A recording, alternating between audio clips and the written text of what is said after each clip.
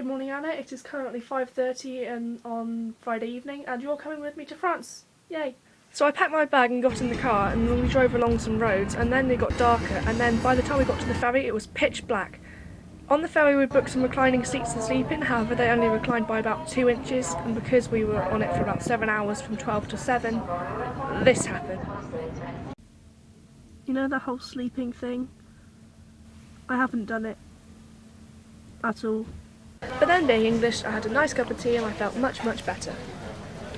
We then drove for 6 hours on the wrong side of the road, stopped off to get some supplies in the supermarket. Oh my god, Nutella, oh my god, lots of vanilla Coke. And then we got into our cottage and I slept in this gorgeous Victorian style bed for 16 hours, and then the next day we went to a place called Oradour-Sur-Glane.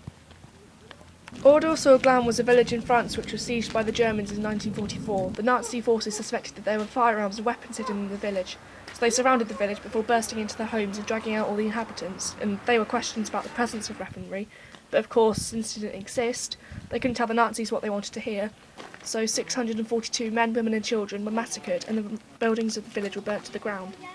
But instead of making a memorial, the French decided to leave the village as it was, as a shocking reminder of the cruelty of the Germans.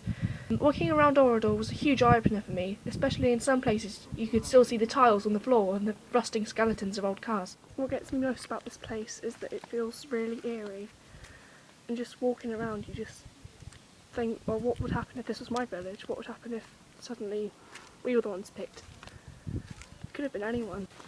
It also made me think about the one survivor of the massacre, a woman named Madame Rouffanche. She managed to escape, leaving behind her friends and her young daughter, and I wondered whether that spur-of-the-moment decision was the right one. I know that if all my friends and family were going to die, and that I'd have to live my life constantly living in that fateful day, then I'd probably be cowardly and choose death. But Madame Rouffanche was a very brave woman, and I admire her courage. And that's my non-rhetorical question of the day. If you were Madame Rouffanche, would you choose to escape death or embrace it? Anna, I'll see you on Monday.